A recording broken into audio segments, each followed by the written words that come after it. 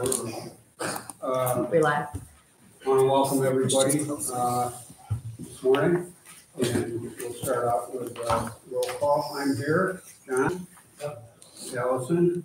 Here. Sarah? Here. Alejandra has been excused. Jasmine? Here. And Danielle? Here. Okay, we've got a quorum, 6 members. I want to start out with, I think everybody got notification to take the mandated required training as a member of a public authority in New York State. If you haven't done that, please go online and do it.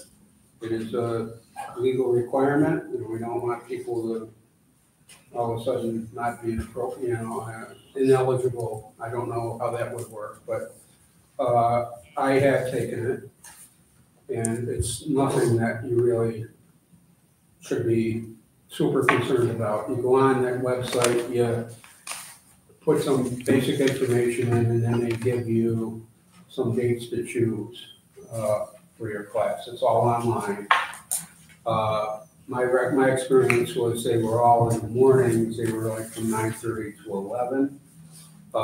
And you just pick one, and then they're very good about getting back to you and so on and so forth. You sign in that morning.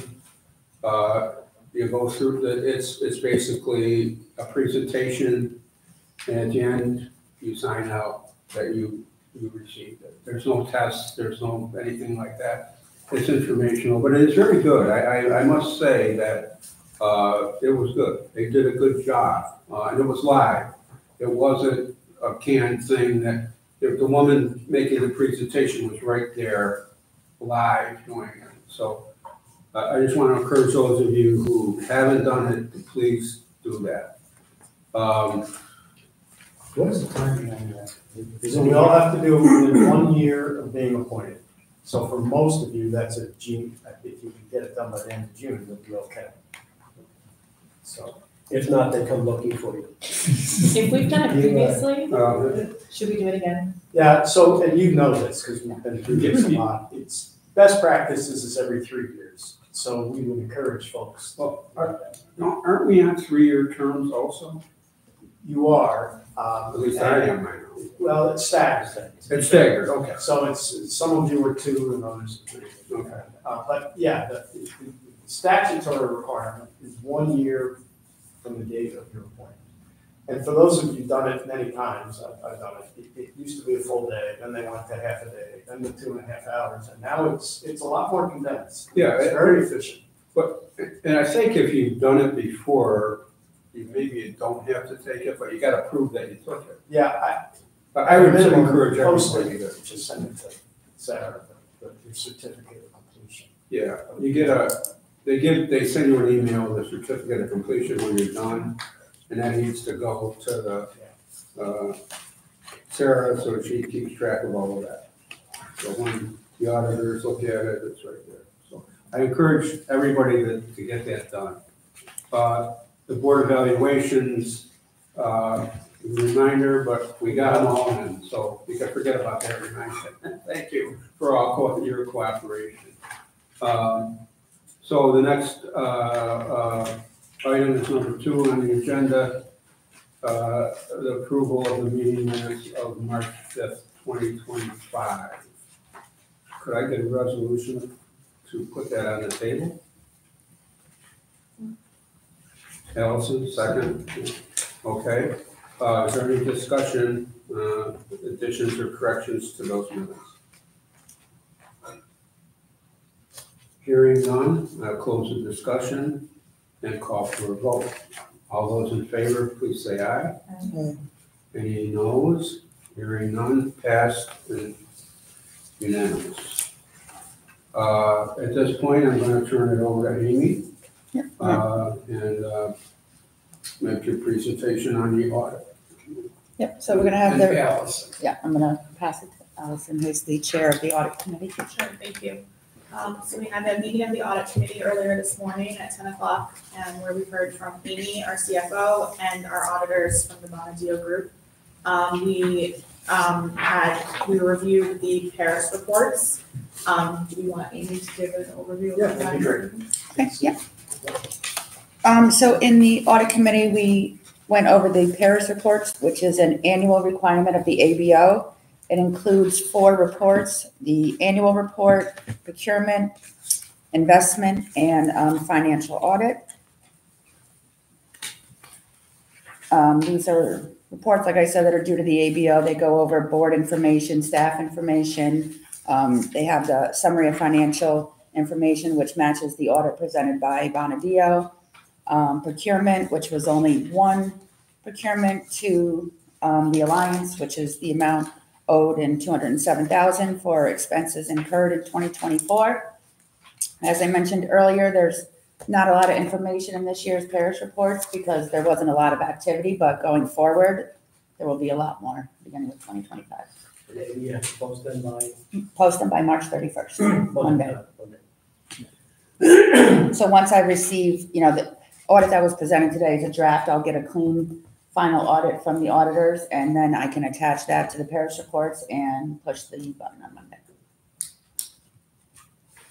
Let's bring back sad memories, Sarah. Yeah. Sorry, that PTSD. Oh, jeez. This requires a resolution. You want to explain that briefly? Yes, sir. So I think it's on the 3rd page. You'll see a resolution approving the authority's annual procurement, investment, and audit. So there's 4 different reports that Amy talked about, and those reports will be entered, and then she's entered those, and those reports are here in front of you. And then this resolution will both accept, approve, and then direct Amy to file these with the Public Authority Reporting Information System, PARIS. Okay. I note in the resolution that calls for a roll call vote. We can waive that, Your Honor, and however you'd like to do it. You can certainly go down that. Yeah, why don't we do that? Yes, sir. I mean, it's what is in the document, and I think that's what we ought to do. Great. Is there any further discussion? Hearing none, we'll take the vote. I vote yes. We have a first and second, I'm sorry. Do we do that? No. Okay, sorry about that. Need someone to move the resolution. Sarah, second, Jasmine, okay. Discussion? Hearing none, we'll take a vote. I am yes. John? Yes. Allison? Yes. Sarah? Yes. Jasmine? Yes. Danielle? Yes. Alejandra is excused. It's passed unanimously. Yes, sir.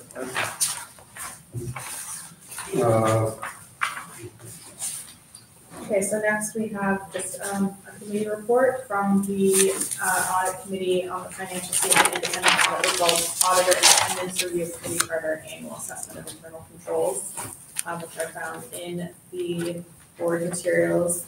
After the Paris reports.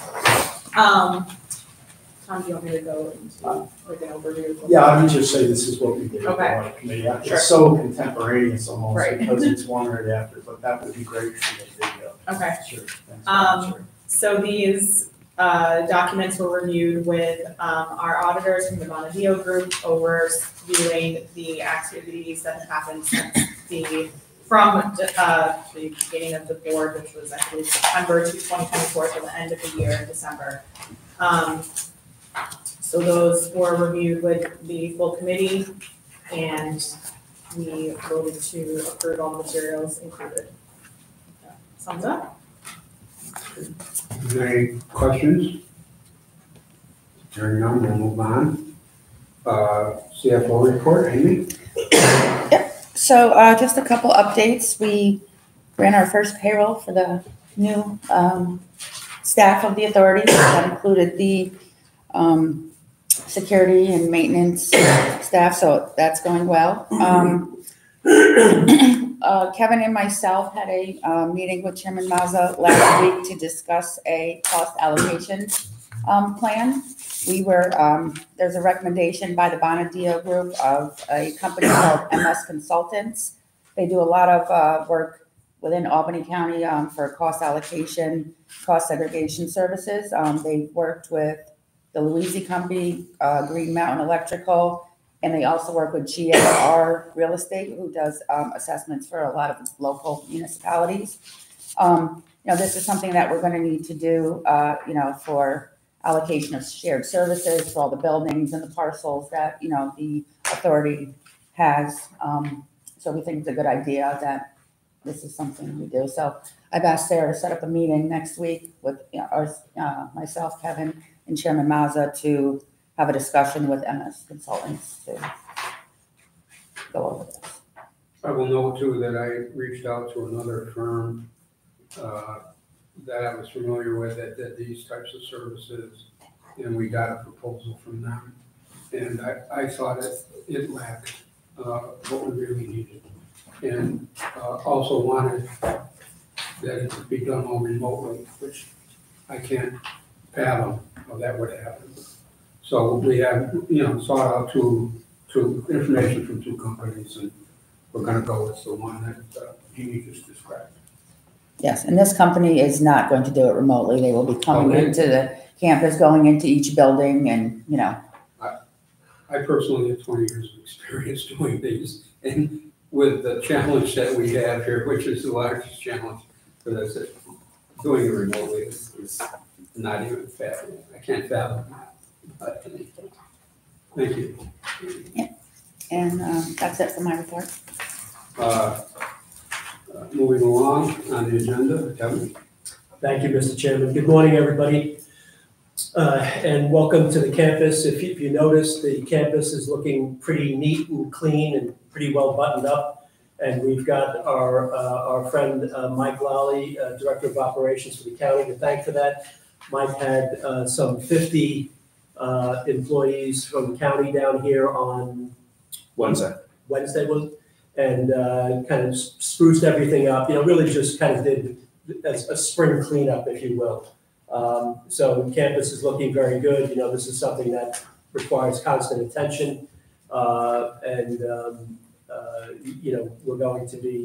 working some of that through with some of the outside contractors as well as internal staff. One of the things that I think we've got a kind of a unsolicited offer from somebody to assist us on the kind of gardening aspect of beautification on the campus. Those of you who live in the neighborhood or drive past there in the past, St. Rose did a great job with the flowers, the signs and everything, and that does need some care and feeding. So we may be looking to bring this person on in some kind of capacity to be the gardener for the campus while we go through our process. But we are now an employer, the authority. We've got, what's the head count, Amy? 15 employees. Normal kind of thing, with employees come issues. And certainly a few of those, nothing that would come to a rise to any meaningful level, but I think things are going well. We do have some temporary use on the campus. We have an all-girls basketball league that's using the Nolan Gymnasium right downstairs. I believe, Mike, is that 5 days a week or 5 or 4? No, I think it might be 4. I think it might be Tuesday to Thursday. Yeah. So what is it called? Monday to Thursday. Monday to Thursday, yeah. And they're just practicing in the gym from 5 to 7? 5:30, 8:30. Yeah, something. So, great use. These are young women, high school age girls, and it's called the Hurricanes. Cute little play on words there, but great to have people on campus, and even better still to have young girls on the campus. Completely supervised. Our role at the authority is just to let them in and then close up after they leave.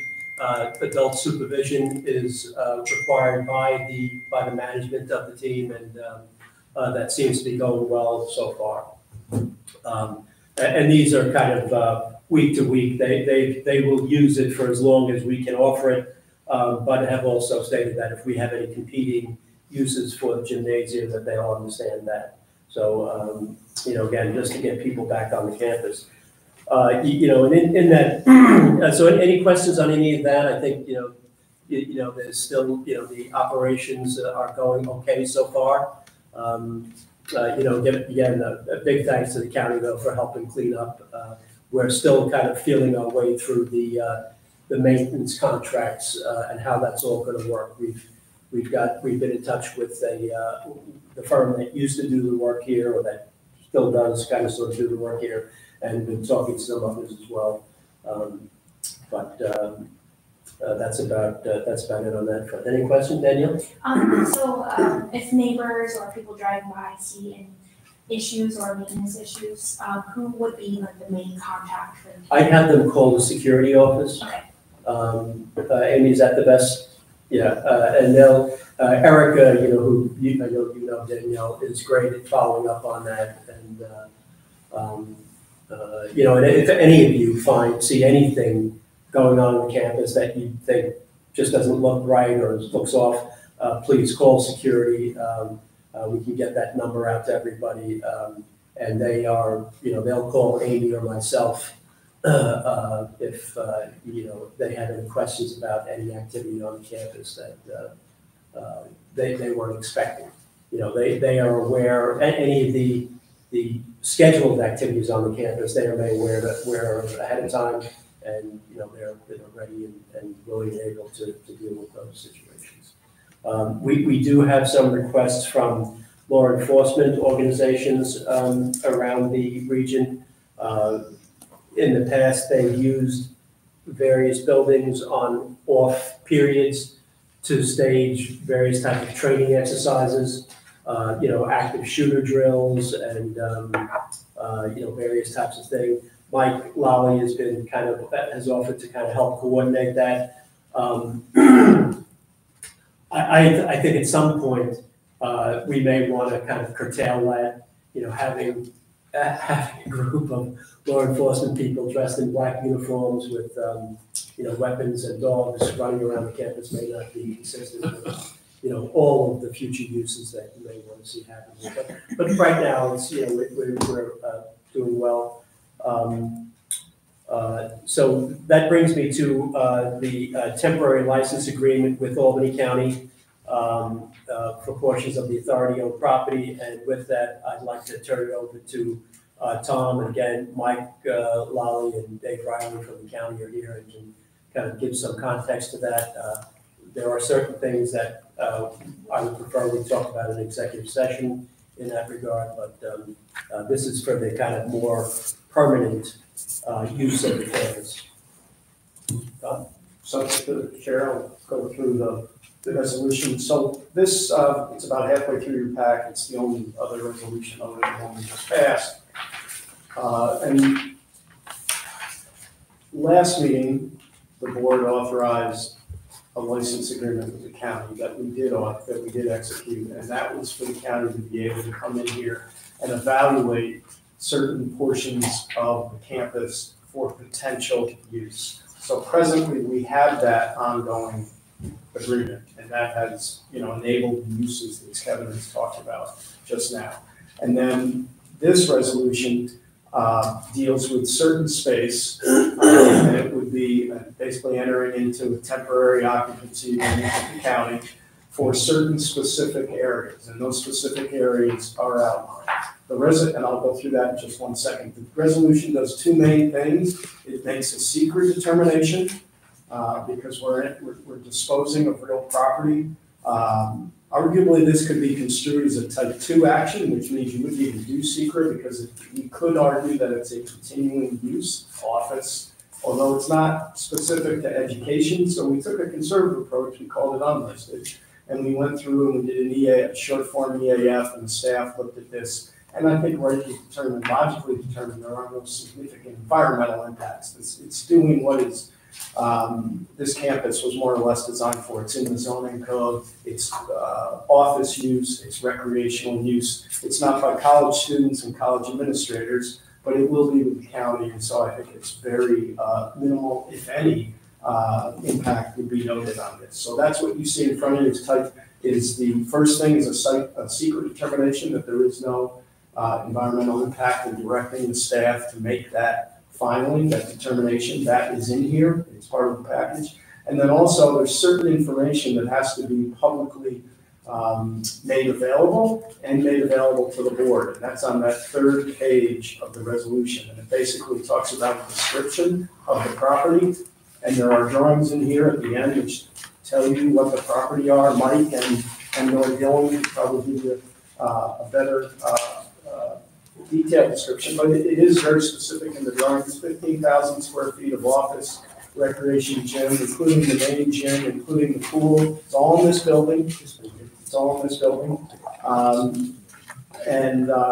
Split on the third floor, on the 3 floors. You have some office, first floor, gym, pool, and then you have offices and storage space on both second and third floor. Third floor is that fitness center that probably many of you saw when we took that tour the last time we were here, maybe 2 meetings ago or so. There was an appraisal done, and Jackie Conti is here. She did the appraisal of the space because the consideration for this with the county is 0.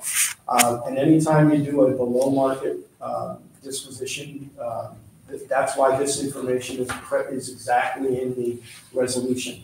And the rationale for the below market disposition, to be honest, is the county has both a financing agreement and a funding agreement. So the county is both paying on an annual basis the bonds, and then on the funding agreement, they're paying the operating costs. So if we were in fact to charge them, it would be charging it and then taking it back. So it makes sense logically. But again, we still lay this out just like the law requires. And we discussed that there's no private parties that have made any offer for this space. The county is it. And therefore that the board has considered these findings and pursuant to the public authorities law.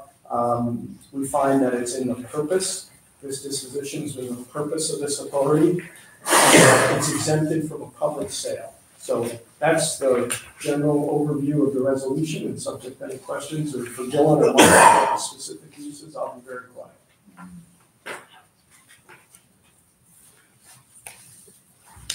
Are there any questions? What actually happened? What's the transaction? It'll be an occupancy agreement, a license.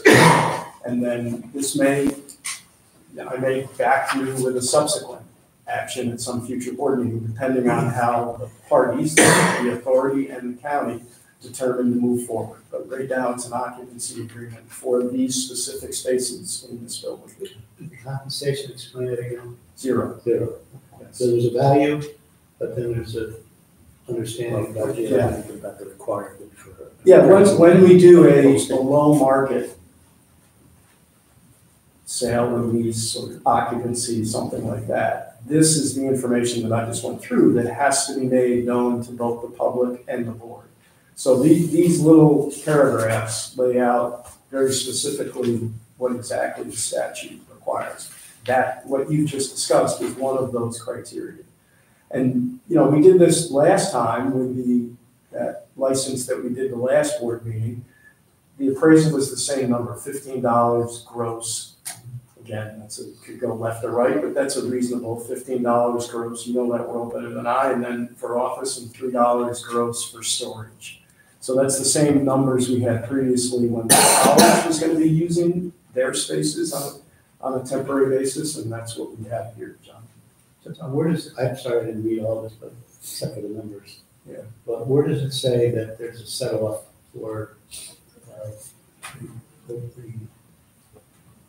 the 0 cost to the? So what it is we basically every expense that the authority has, we submit on a monthly basis. Is that fair, Amy? Pursuant to the funding agreement? Yes, we will. And then the county reimburses us for that. So that's the funding agreement. So if we were to charge the county $3 a square foot for utilities, we would just charge them. But then we wouldn't charge them for the utilities in the month when we submitted it. So basically we either charge them in an occupancy agreement or we just charge them a normal process pursuant to the funding agreement. Does that make sense? Just understand, where is it written that that's the agreement?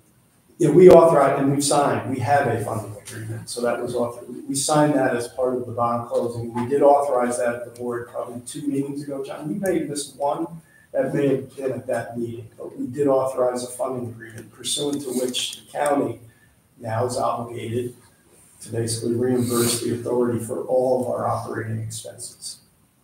It's a great deal. And as the debt and the finance, the 2 agreements, financing is for the bonds, funding is for all the operations, including salaries of the staff, everything. Every month, there's going to be a bill sent to the county, and under that funding agreement, the county then reimburses us.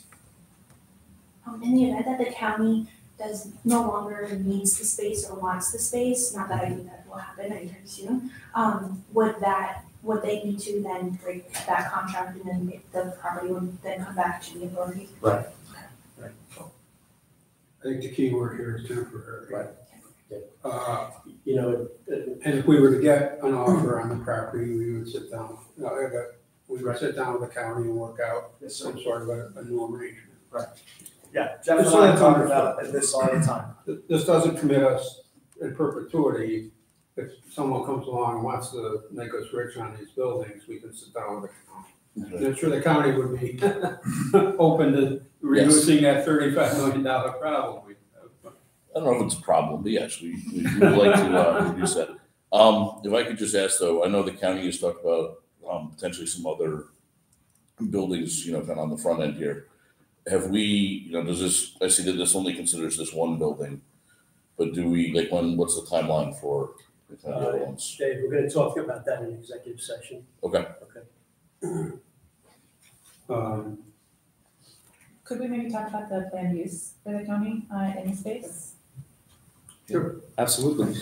So right now we have our Department of Aging as well as our Department of Veterans that are downstairs beneath us in this very location.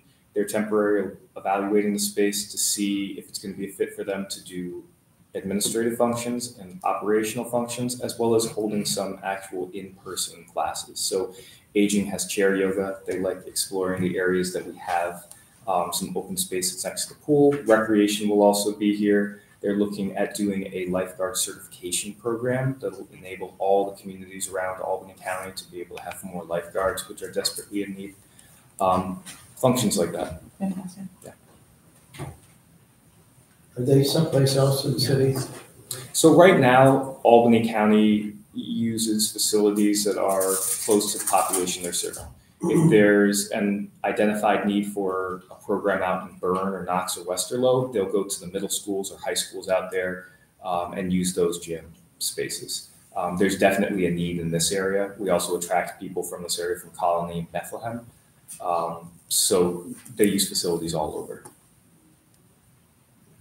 You know, the one thing that the benefit to us, one of the benefits to us is that the county's recreation department staff will be here, and that'll be a tremendous burden off of the authority. They can help us in programming this staff and, you know, working out the various uses by different parties, not the least of which being the lifeguards and anything around the pool, which kind of makes me nervous all the time. But you know, the county staff is also coming. For example, the county staff is coming to take a look at the pool. They have people on staff that know how to manage pools and have come up with some a good plan of things that need to be done right here and now with the pool, just to make sure it's in, you know, good working order. So this is a kind of takes a lot of burden off of the authority staff and our staff.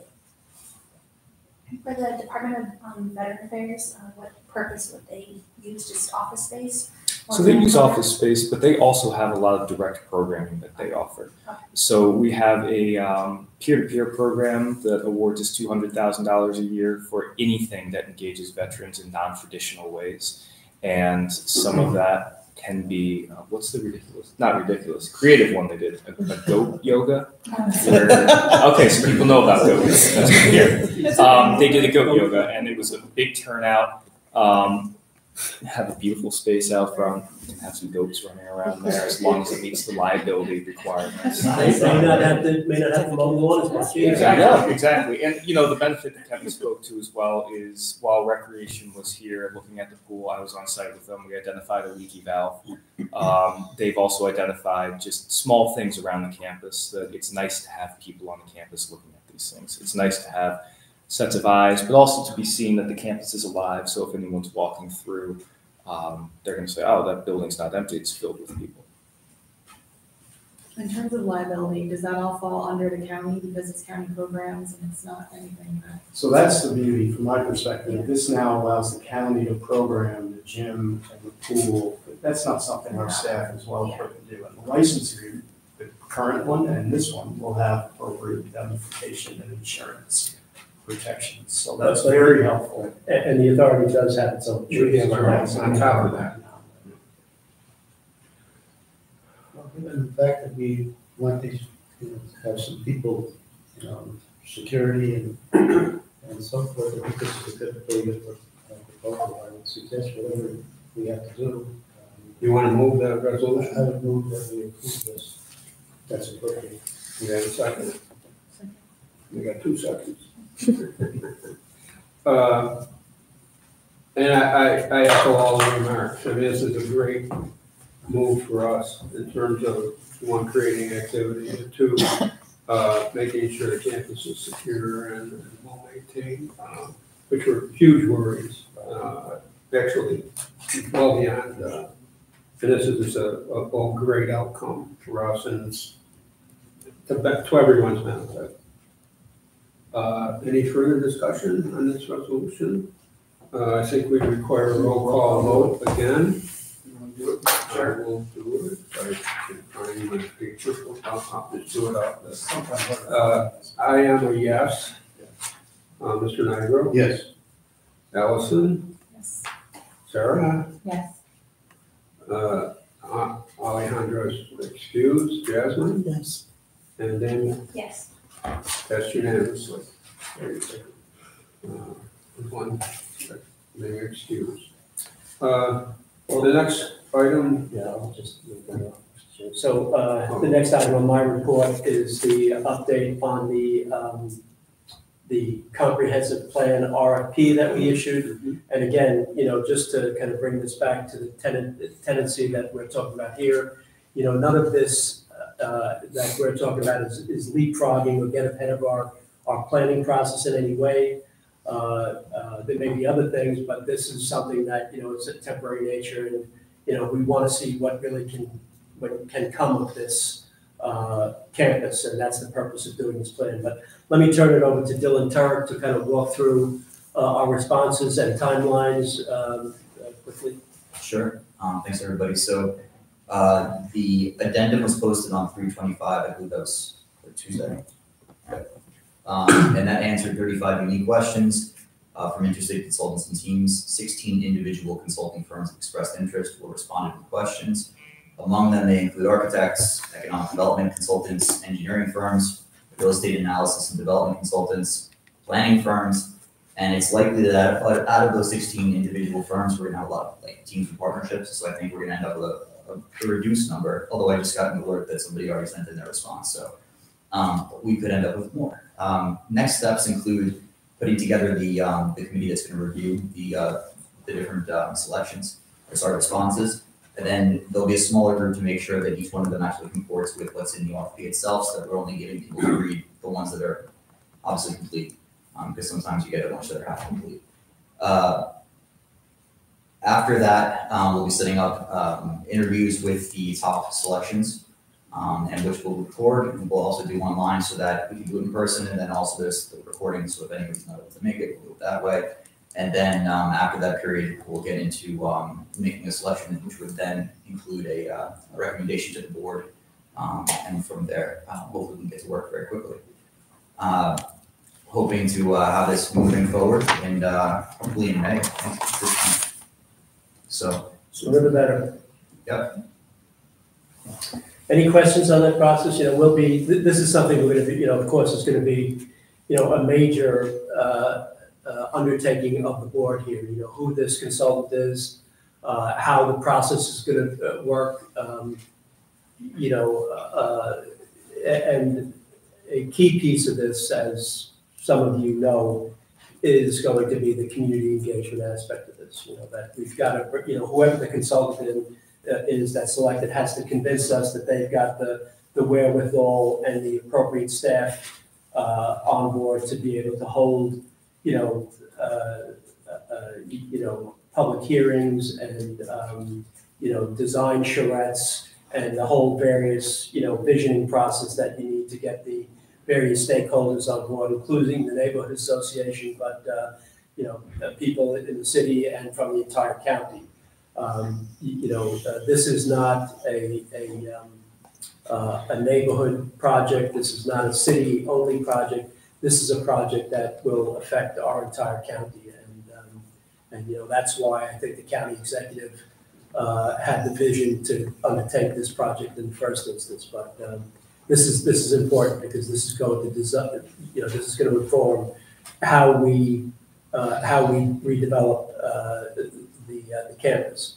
And again, it's not a black and white prescriptive. It's a plan, and I'm sure that the plan has got to be put out there, and then it's got to be balanced against interest, right? Who's interested in building out various aspects of the plan. So many of you have gone through this, and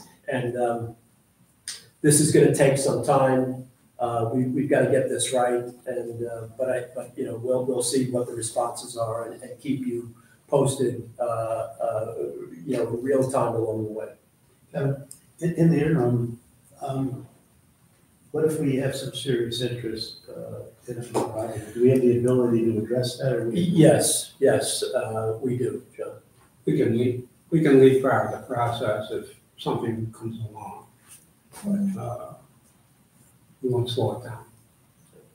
Also, just in my experience, a lot of these firms understand that you're often planning in real life. So like projects might come up that are, make more sense to be done earlier rather than wait to see where they fit in the plan. And they're nimble enough to really react. Allison has got a lot of experience in this. As you may recall, she's responsible for the redevelopment of various state institutions around the state. And, I think, she's given me some good advice on the RFP and, what type of firms might respond. And, but again, we're gonna involve you intimately with this process. I think you've got to be, actively involved. I'm not going to burden you with, looking through each and every one of the submissions. That's Dylan's job and ours. And as I mentioned before, we've brought Sandy Mathis on, who's going to be helping us out with this whole process. But this is an important undertaking, and we'll keep you, very, very involved as this goes ahead. Any other questions on the RFP process? That concludes my report, Mr. Chairman. Okay, thank you. Under other business, do we have any concerns people want to raise at this point? Hearing none, we'll move on to public comments. Any member of the public want to weigh in at this point? Am I the public? Yes, you are. Okay. Would Mr. Public please stand up? I just, John, you want to just state your name for the video? yeah, I'm John Wallner, Pine Hills resident. And I just want to say, having watched things like this work, I'm happy to see balancing the long-term thinking with the specific things that we might kick off. I believe in going fast. I also believe in getting it right. You guys seem to do a great job of doing that. Be quiet and just give you my thumbs up. Great, thank you, John. Thank you. Appreciate the comments. A lot of hard work has gone into this that you don't visibly see. I know Mr. O'Connor here has been dragged in a lot of different directions over the last few weeks, and every time I reach out, he's right there. And the same with Mr. Romans and Dylan. I know you put a lot of RFP is a lot of hours in answering, and it's much appreciated, all the work you folks are putting in. Thank you. The results are showing. And again, thanks to the county for all your getting right on it and all the hard work you put in and the commitment. It's really been taking a lot of worry away from us that things are going well. And I think we've really turned the corner. All the concerns and worries we had about deterioration and those kinds of things. We can sleep better at night. So thank you all. Thank the county executive. I know it's not here, but Thank you. I appreciate it so much. I would ask for a resolution to move into an executive session. Mr. Owens, can you give us the verbiage we need to do that? Right, so we'd be, if the board chose to do so, we'd be looking for a motion to enter into executive session to discuss the potential disposition or sale of real estate, the publicity of which would substantially affect the value thereof, and then also to discuss other board member matters. I would move the resolution. Second. Discussion? All those in favor say aye. Aye. Who do we want to retain? I'd like to retain our friends, our colleagues from the county and our consultants, John